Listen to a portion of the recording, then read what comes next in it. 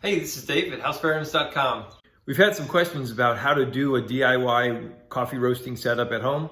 I'll show you how I did it, and you can do it yourself and get some of the best tasting coffee ever. First thing you need is the grill, and the right size grill. I got this charbroil grill. It was a moving sale, got it for 40 bucks.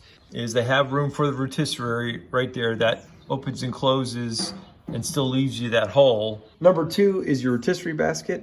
You got to find one that's got fairly small holes on it. These on mine are 1/8 of an inch. All right, the rotisserie basket is Everdur. I found this probably 2 years ago, so I'm not even sure they still make this. But what you're looking for are hole sizes that are about 1/8 of an inch, because the coffee beans can get pretty small. Not that small, but pretty small. All right, this is some Monsoon Malabar coffee, and this is some Kona. This stuff's pretty expensive. But you can see the size of those beans right there. This is a pea berry sized bean. So that's why you need a pretty small hole if you do any kind of pea berry. So that's just something to keep in mind. That's kind of the biggest, and that's typically the smallest. This is just a friction lock. When that's locked down, on this basket here, you can see there's a gap right there, and sometimes the smaller beans will fall through that gap.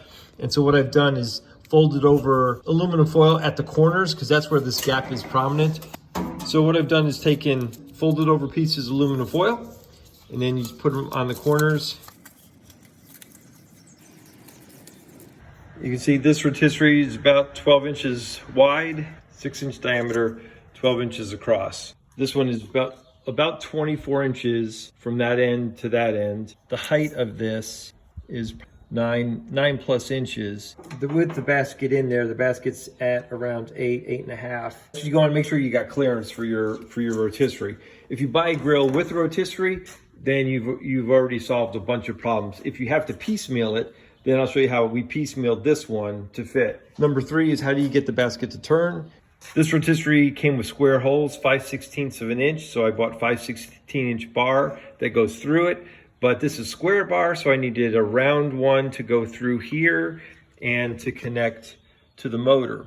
And so I bought 1/4-inch round threaded rod, drilled a hole, tapped it, and screwed that into the square bar. So now I had one continuous length that's round that would spin within the bearings and connect to this motor.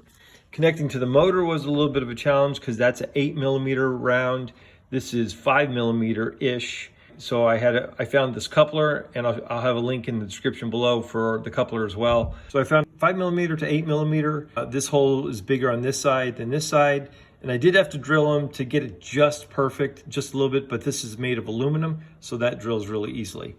So you got your rotisserie. You got to pay attention to what size bar. If it's a round and it already comes with a motor on it, you're already there. You don't have to deal with any of this other stuff. This little motor turns at 30 RPMs, or about 1 revolution every 2 seconds. I'll have a link in the description below for that as well. The hard part is getting it to connect from this to this. These bearings, you can get these at any home store. This round shaft is just sitting in there, and it just spins. And I always meant to build a better stand for this, but this worked, and so I've just never gone back and fixed it. This setup I have had here is probably 4 years old. It spins it, and it just continues to churn and churn. I roast coffee every week. So it's very low maintenance once you get it set up. It's almost no maintenance. Just have to make sure that these screws don't unloosen themselves. So number 1 is the grill. Number 2 is the rotisserie basket. Number 3 is, how does the rotisserie basket turn? And then you need some kind of stand.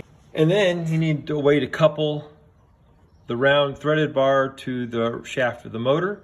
And that's with these couplings there. And then you just need the motor. Once you have all that, you're off to making coffee, and the coffee is amazing. It's worth every bit of the effort to get all these pieces to put together. And DIY wise, I bet you I have, this was, I think, $70 or $80.